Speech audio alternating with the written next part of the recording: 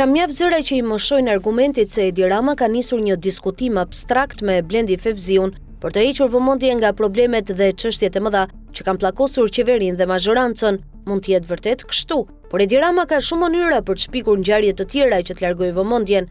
Debati i stisur me Fevziun duket se nuk ka një shënjestër të qartë për të përdorur gazetarin e njohur si një mundësi çlodhjeje politike. Përkundrazi, shënjestrimi i vazhdueshëm i Fevziut tregon qartë se Edi Rama e ka personalisht me gazetarin e njohur dhe po e godet fort, duke kërkuar që të paraqitet në emision për të thënë diçka, ose siç thuhet në sallonet e Tiranës, për të ndaluar apo zbutur një as që Blendi Fevziu e ka nën mëng. Kush mund të jetë ky as? Zërat thonë se Blendi Fevziu ka përgatitur një intervistë të bujshme që mund ta dëmtojë Edi Ramën, qeverinë dhe mazhorancën. Disa thonë se bëhet fjalë për një intervistë që nxjerr një skup të madh, të tjerë se është përgatitur një intervistë me një diplomate të njohur, e cila mund të hedhë bomba bërthamore politike ndaj Edi Ramës. I gjendur përballë këtij fakti, Edi Rama duket se nuk dëshiron të qëndrojë indiferent. Nëse ekziston versioni një bombe bërthamore, ai kërkon t'i dalë të keqes përpara, duke u pozicionuar publikisht, ndoshta paralelisht ose bashkangjitur me intervistën bombë. Fevziu nga ana tjetër duket dukshëm më i qetë se Edi Rama, i cili po shfaqet i ngarkuar dhe insistues. Gazetari deklaroi se nuk do t'i përgjigjet më kryeministrit në distancë, por e pret të vinë në emision. Por kur? Kjo duket se është pyetja thelbësore. Edi Rama po ushtron presion të hapur, çka nuk lidhet me ndonjë shqetësim për ministrat e tij, të cilët i trajton si gur shahu. Ajo që e shqetëson realisht është frika nga një qëndrim i fortë diplomatik publik. Një precedent i tillë ishte intervista e Yuri Kim tek Blendi Fevziu në vitin 2024, kur ajo drejtoi gishtin ndaj politikanëve në qeveri që kishin lidhje me krimin. Ishte një intervistë që fliste qartë për idenë e largimit të Edi Ramës nga pushteti dhe pasaj erdhi kundër lëvizja me arrestimin e Erion Veliajt. Një intervistë e rëndësishme e diplomatike do të ishte fatale për Edi Ramën dhe çdo qëndrim i tij në pushtet nuk do të ishte gjë tjetër veç se inertësi. Kjo do ta çonte çështjen jo në zgjatjen e pushtetit, por në strehim fizik, ashtu siç po ndodh këto ditë me Ajatollahun e Iranit.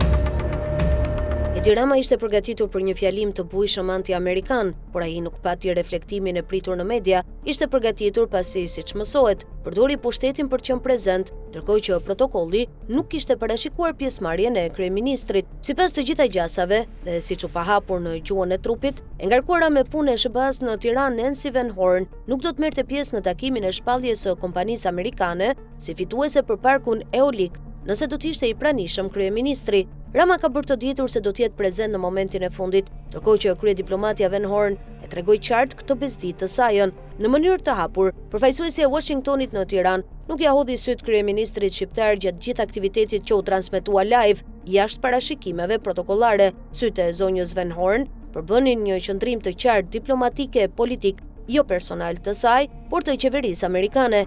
Një qëndrim flagrant që së shpejti pritet të konkretizohet në një vendim, siç thuhet, shumë të fortë. Vendim të cilin Edi Rama jo vetëm që e pret, por sipas burimeve ka hapur fjalë se do t'i vijë javën e ardhshme. Megjithatë, Edi Rama mbajti një fjalim që nuk kishte asgjë tjetër veç se një tablo sinoptike kundër imperializmit amerikan. Rama sfidoi hapur SBA-n duke thënë se Kina e Xi Jinping e shikon Shqipërinë si mjalt bio. Në mënyrë të drejtë për drejtë, i bëri të ditur të ngarkuarës me punë nga SBA Van Horn që të raportojë në Washington se Edi Rama po shkon drejt Kinës. Shkaku i kësaj tabloje sinoptike është i dukshëm. Ndërkohë që pret goditje nga Washingtoni, Edi Rama po i bën të ditur SBA-s se e çon Shqipërinë drejt Kinës, e cila sipas tij e trajton si mjalt. Sikur Shqipëria të ishte pronë private e Kristaj Ramës, ndonse vendi është antar i NATO-s dhe aleat strategjik i SBA-s. Në një vend me media dhe opozit normale, kryeministri duhet ishte nën akuzë për tradhti kombëtare, ose së paku duhet kishte një iniciativë institucionale që ta konsideronte Ramën një person që nuk përfaqëson qytetarët, por që mban këtë qëndrim nga halli personal. Nga sot, politika shqiptare duhet ketë një qëndrim të qartë strategjik lidhur me aleancën me SBA-n dhe raportet me Kinën. Nëse Pekini e trajton Shqipërinë si mjalt, përse kryeministri nuk ka folur më parë për këtë çështje, por i përdor informacionet me rëndësi kombëtare për interesa private? A ka njoftuar Rama mazhorancën, presidentin e Republikës dhe institucionet e tjera? Siç u pa nga deklarata, nuk ka njoftuar askënd. Po përse Kina e konsideron Shqipërinë mjalt? Çfarë kërkon Kina dhe me cilin tagër kryeministri ka negociuar? E gjitha kjo ka ndodhur sepse Edi Rama e di që SBA e ka djegur përfundimisht si kartë politike, por politika shqiptare duhet ndalojë që Rama të djegë Shqipërinë, vetëm sepse Trump i ka djegur atij karrierën politike, madje duhet ta bëj tani. Pas kontratës 140 milion euro për projektin Smart City, duket se arabët i kanë shprehur mirënjohjen Edi Ramës. Rama sot ishte në Abu Dhabi në kuadër të javës së zhvillimit të qëndrueshëm dhe mori pjesë në ceremoninë e ndarjes së çmimeve Zayed, ku mes shumë personaliteteve u dekorua dhe kryeministri shqiptar, thellësisht i prekur ndaj surprizës të paimagjinueshme dhe nderimit të jashtëzakonshëm nga presidenti i Emirateve të Bashkuara, Sheikh Mohammed bin Zayed Al Nahyan. Akordimi i medaljes më të lartë të vendit mik, e cila mban emrin e themeluesit të Emirateve të Bashkuara, Sheikut Zayed, është respekti dhe vlerësimi më i madh për një kryeministër shqiptar, që e mora përulësisht plot me krenari për Shqipërinë, e me mirënjohje të thellë për mikun e madh të shqiptarëve, lartësinë e tij Sheikh Mohammed bin Zayed, si edhe për çdo shqiptar që më ka besuar udhëheqjen dhe përfaqësimin e atë dheut ton të përbashkët, shkruan Rama, edhe pse Rama e shet si respekt ndaj shqiptarëve. Në fakt duket si mirënjohje për hapjen e derës që u ka bërë qeveria e arabëve. Pasportet të Durrësit, afera e radhës është projekti Smart City, i pakzuar me emrin Smart City. Ky projekt përfshin 20 qytete dhe do të realizohet nga kompania arabe Presite dhe ka një kosto prej 110 milion euro. Marrëveshja u nënshkrua në shkurt në Tiranë, në prani të presidentit të Emirateve të Bashkuara Arabe dhe kryeministrit Edi Rama. Në dhjetor, kompania arabe Presite AI Ltd themeloi në Shqipëri degën që do të zbatoj projektin kontrovers Smart City. Presite AI Ltd Albania Branch u regjistrua në qendrën kombëtare të biznesit 3 javë më parë, me objektivin e vetëm për të realizuar kontratën e majme, e cila ngarkon qytetarët shqiptar me një barr $140 milion. Kompania do të instalojë 2239 kamera ANPR që bëjnë njëjë automatike të targave, si edhe 2602 kamera PTZ për monitorimin e trafikut dhe identifikimin e shkeljeve. Paralelisht do të vendosen 3816 kamera trupi për policinë, të cilat do të lidhen me një sistem të centralizuar për mbikëqyrje dhe reagim të shpejtë. Në mars të vitit të kaluar, qeveria shqiptare dërgoi për miratim në parlament projekt ligjin për ratifikimin e një kredie për $118 milion që Shqipëria do të marrë nga fondi i Abu Dhabit. Borxhi ka një afat shlyerje 15 vjet dhe interes 4% në vit, por paratë do të fluturojnë sërish në Abu Dhabi sepse me to do të paguhet kompania Presite për kontratën Smart City. Në marrëveshjen e borxhit, qeveria ka instaluar dhe komponentët e kostos. Plot $31 milion do të paguhen për licencat e softwareve të programeve që do të përdoren. Pajisjet hardware dhe infrastruktura do të kushtojnë $62 milion e $400 mijë. $8 milion do të shkojnë për shërbime profesionale dhe pjesa e mbetur prej $17 milion do të jetë mirëmbajtja për 4 vjet. Këto janë të gjitha pa TVSH. Nëse ushtohen edhe tatimi mbi vlerën e shtuar, kosto totale shkon $140 milion.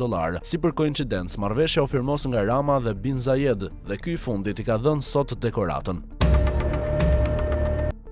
Pak para festave të fundvitit, BKH ushtroi kontroll në ambientet e laboratorëve Genius Lab, një veprim që shënon kalimin e hetimeve nga faza e vëzhgimit në ndërhyrje konkrete dhe që vendos drejt për drejt nën presion Besnik Çullhajn, përfituesin kryesor të tenderave të shëndetësisë gjatë periudhës së pandemisë dhe njeriu që për vite është konsideruar ortak politik i ish-ministres Ogerta Manastirliu. Ky kontroll nuk erdhi si procedurë rutinë, por si pasojë e grumbullimit të dhënave mbi mënyrën se si kompania Genius ShPK ka thithur fonde publike përmes qindra tenderave në një periudhë kur shëndetësia funksiononte në regjim emergjence dhe kontrolli mbi procedurat ishte praktikisht i paralizuar. Sipas informacioneve që disponon pamfleti, ndërhyrja e BKH-s tek Genius Lab ka shkaktuar reagim të menjëhershëm të drejtuesit e kompanisë, të cilët kanë nisur të zhdukin pajisje, telefon dhe materiale të ndjeshme. Hetimi që po zhvillon SPAK nuk synon më të ndalojë te operatorët privat, por po ngjitet në nivelin ku është marrë vendimi politik, sepse pa firmat, mbrojtjen dhe orientimin e Ogerta Manastirliut, skema e laboratorëve nuk do të kishte funksionuar, nuk do të ishte zgjeruar gjatë pandemisë dhe nuk do të kishte prodhuar pasuri të përmasave që sot po verifikohen nga pandemia e COVID-19 e tutje. Genius ShPK e Besnik Çullhajt u shndërrua në përfitues sistematik të fondeve publike, duke marrë rreth 270 tendera nga degët e Ministrisë së Shëndetësisë, shumica pa gara reale, shumica me procedurë formale dhe shumica me vlerë sa fondi limit, ndërkohë që të dhënat e thesarit të shtetit tregojnë 537 pagesa me vlerë mbi 384 milion lek, pagesa që nuk do të ishin të mundura pa një mbrojtje politike të fortë dhe të qëndrueshme. Pandemia shërbeu si moment ideal për këtë skemë, sepse në kohën kur qytetarët ishin të izoluar dhe sistemi shëndetësor funksiononte në regjim emergjence, Manastirliu e ktheu krizën shëndetësore në burim pasurimi për rrethin e saj të besuar. Sot marrëdhënia mes Ogerta Manastirliut dhe Besnik Çullhajt rezulton e prishur për pazare financiare, një fakt që po ndihmon hetuesit të rindërtojnë skemën nga brenda, sepse konfliktet për ndarjen e parave zakonisht flasin më shumë se çdo dokument zyrtar parë dhe zbulojnë hierarkinë e pushtetit brenda aferës. Në tavolina private, sipas dëshmive që kanë bërritur në redaksi dhe po verifikohen nga SPAK, Çullhaj ka shprehur cinizëm ekstrem ndaj pandemisë, duke folur për COVID-19 si periudhë fitimi dhe duke uruar rikthimin e një krize tjetër shëndetësore, sepse vetëm në kushte kaosi, sipas tij, paraja publike qarkullon pa pyetje dhe pa kontroll, një mentalitet që shpjegon mënyrën se si u ndërtua pasuria e tij gjatë emergjencave. Hetimi shtrihet edhe mbi pasurinë personale të Besnik Çullhajt, duke verifikuar blerje pronash dhe apartamentesh në Hamburg të Gjermanisë, në Itali dhe në Belgjik, një pasuri kjo marramëndse e vendosur në qytete strategjike. Kontrolli i BKH-s në Genius Lab shënon një kthes konkrete, sepse për herë të parë skema e laboratorëve nuk trajtohet si problem administrativ, por si çështje penale, me përgjegjësi të individualizuara dhe me vëmendje të drejtpërdrejtë te vendimarrja politike që e bëri të mundur. Me këtë hetim, SPAK po i afrohet bërthamës së skemës që është Ogerta Manastirliu.